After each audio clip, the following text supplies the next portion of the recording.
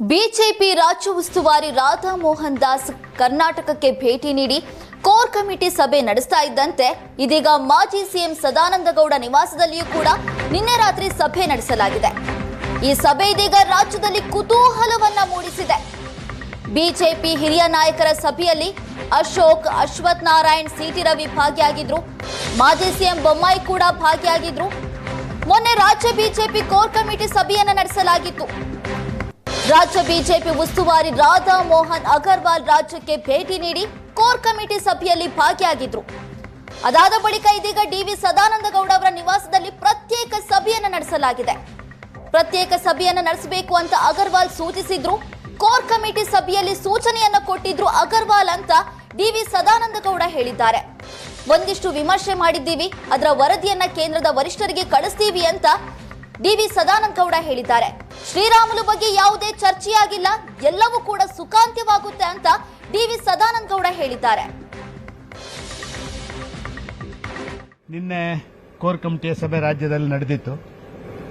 ಸನ್ಮಾನ್ಯ ಅಗರ್ವಾಲ್ರು ಮತ್ತೆ ಇನ್ನು ಇತರರು ಪೊನ್ನು ರಾಧಾಕೃಷ್ಣನ್ ಮತ್ತು ಸುಧಾಕರ್ ರೆಡ್ಡಿ ಅವರ ಜೊತೆಯಲ್ಲಿ ನಾವೆಲ್ಲ ಕೋರ್ ಕಮಿಟಿಯವರು ಸೇರಿದ್ದೆವು. ಒಂದಷ್ಟು ವಿಚಾರಗಳ ಬಗ್ಗೆ ಮತ್ತೊಮ್ಮೆ ನೀವೆಲ್ಲ ಕೂತ್ಕೊಂಡು ಅದನ್ನು ವಿಮರ್ಶೆ ಮಾಡಿ ಒಂದು ರೀತಿಯಲ್ಲಿ ಎಲ್ಲವೂ ಕೂಡ ಸಹಮತದಲ್ಲಿ ನಡೆಯುವಂಥ ರೀತಿಯಲ್ಲಿ ಆಗಲಿ, ಅದಕ್ಕೆ ಬೇಕಾಗಿ ನೀವು ಪ್ರತ್ಯೇಕವಾಗಿ ಕೂತ್ಕೊಳ್ಳಿ ಅಂತ ಹೇಳುವಂಥ ಆದೇಶವನ್ನು ಅಗರ್ವಾಲ್ರು ಕೊಟ್ಟ ರೀತಿಯಲ್ಲಿ ಇವತ್ತು ನಾವೆಲ್ಲರೂ ಸೇರಿಕೊಂಡು ಇನ್ಕ್ಲೂಡಿಂಗ್ ಸಿಟಿ ರವಿ ಅವರು ಈಗ ತನ್ನ ರೈಲಿಗೆ ಹೋದರು. ಎಲ್ಲರೂ ಕೂತ್ಕೊಂಡು ನಾವು ವಿಮರ್ಶೆಗಳನ್ನು ಮಾಡಿ ಒಂದಷ್ಟು ಮಾಹಿತಿಗಳನ್ನು ಕಲೆ ಹಾಕಿ ಆ ವರದಿಯನ್ನು ನಾವು ನಾಳೆ ನಮ್ಮ ಕೇಂದ್ರದ ವರಿಷ್ಠರಿಗೆ ಕಳಿಸಿಕೊಡ್ಲಿಕ್ಕಾಗಿ ಸೇರಿದ್ದೇವೆ. ಎಲ್ಲವೂ ಕೂಡ ಒಂದು ಒಳ್ಳೆಯ ರೀತಿಯಲ್ಲಿ ಸುಖಾಂತ್ಯಗೊಳ್ತದೆ ಅಂತ ಹೇಳುವಂಥ ವಿಶ್ವಾಸ. ರಾಜ್ಯಾಧ್ಯಕ್ಷರ ಆಯ್ಕೆ ಬಗ್ಗೆ ನಾನು ಮಾತುಕತೆ ರಾಜ್ಯಾಧ್ಯಕ್ಷರ ಆಯ್ಕೆ ಅದು ನಮ್ಮ ಹಂತ, ಇನ್ನೊಂದು ಹಂತಕ್ಕೆ ಅದಕ್ಕೆ ಚವಾಣರು ಬರ್ತಾರೆ. ಆದ ಕಾರಣ ನಾವು ಅದರಲ್ಲಿ ಏನು ಮಾತಾಡುವಂಥದ್ದಿಲ್ಲ. ಕೋರ್ ಕಮಿಟಿ ಸಭೆ ಆದ ಬಳಿಕ ತಮ್ಮ ಮನೆಯಲ್ಲಿ ಸೇರಿದಂತ ಉದ್ದೇಶದ ಈ ಮೀಟಿಂಗ್ ನಮ್ಮ ನೋಡಿ, ಯಾರ್ದಾರೊಬ್ಬರ ಮನೆಯಲ್ಲಿ ಸೇರಬೇಕು. ಇಲ್ಲಿ ಹತ್ತಿರದಲ್ಲಿರುವಂತ ಮನೆ ಅಂತ ಹೇಳಿದ್ರೆ ನಂದು, ಅದಕ್ಕೆ ಬೇಕಾಗಿ ನನ್ನ ಮನೆಯಲ್ಲೇ ಸೇರೋಣ ಅಂತ ಹೇಳಿ ನಮ್ಮ ಮಾಜಿ ಮುಖ್ಯಮಂತ್ರಿಗಳು, ಲೋಕಸಭಾ ಸದಸ್ಯರು, ಅಶೋಕ್ರು, ಅಶ್ವಥ್ ನಾರಾಯಣರು, ಸುರಾನ, ಸಿಟಿ ರವಿ ಎಲ್ಲ ಸೇರಿ ಹೇಳಿದ್ರು. ನನಗೂ ಒಂದು ದೊಡ್ಡವರು ನನ್ನ ಮನೆಗೆ ಬಂದ್ರೆ ಒಂದು ಖುಷಿ ಆಗುತ್ತೆ ಅಂತ ಹೇಳಿ ಅವರನ್ನೆಲ್ಲ ನನ್ನ ಮನೆಗೆ ಕರೆಸಿಕೊಂಡೆ ಅಷ್ಟೇ. ರಾಜ್ಯದ ಕೋರ್ ಕಮಿಟಿ ಸಭೆಯಲ್ಲಿ ನಾವೆಲ್ಲರೂ ಕೂಡ ಸುದೀರ್ಘವಾಗಿ ಸುಮಾರು 3-4 ಗಂಟೆಗಳ ಚರ್ಚೆ ಮಾಡಿದ್ರಿ.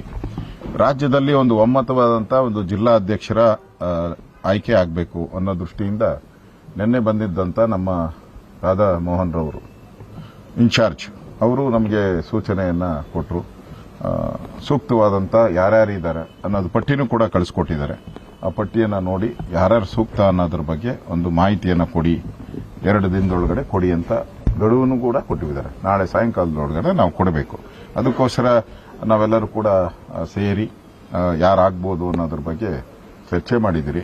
ಇನ್ನೂ ಒಂದು ಸುತ್ತು ಚರ್ಚೆ ಮಾಡಬೇಕಾಗ್ತೈತೆ ನಾಳೆ ಬೆಳಿಗ್ಗೆ. ಮತ್ತೆ ನೋಡಿ, ಎರಡು ಪ್ರಕ್ರಿಯೆ ಪಕ್ಷದಲ್ಲಿ ನಡೀತಾ ಇದೆ.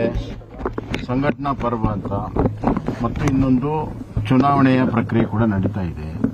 ಇವೆರಡನ್ನೂ ಸಮನ್ವಯಗೊಳಿಸಿ ಮಂಡಳ ಹಂತ, ಜಿಲ್ಲಾ ಹಂತದಲ್ಲಿ ಮೊದಲನೇ ಹಂತದ ಏನು ಆಗಬೇಕು ಅದ್ರ ಬಗ್ಗೆ ಸಹಮತದೊಂದಿಗೆ ಎಲ್ಲ ಜಿಲ್ಲಾ ಮಟ್ಟದ ನಾಯಕರ ಜೊತೆಗೆ ಚರ್ಚೆ ಮಾಡಿ ಸಹಮತದೊಂದಿಗೆ ಮಾಡಬೇಕು ಅಂತ ಈಗಾಗಲೇ ಪ್ರಕ್ರಿಯೆ ಪ್ರಾರಂಭ ಆಗಿದೆ. ಅಬ್ಸರ್ವರ್ ಹೋಗಿ ಅಲ್ಲಿ ಕೂತು ಸಂಬಂಧಪಟ್ಟವ್ರ ಹತ್ರ ಮಾತನಾಡಿ ಕೆಲವು ವಿಚಾರಗಳನ್ನು ತಿಳ್ಕೊಂಡು ಬಂದಿದ್ದಾರೆ.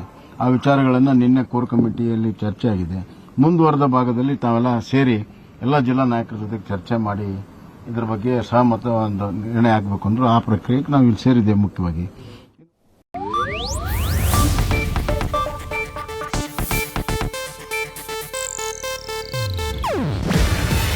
ಇದು ಏಷ್ಯಾನೆಟ್ ನ್ಯೂಸ್ ನೆಟ್ವರ್ಕ್ ಪ್ರಸ್ತುತಿ. ನೀವು ನೋಡ್ತಿದ್ದೀರಾ ಏಷ್ಯಾನೆಟ್ ಸುವರ್ಣ ನ್ಯೂಸ್.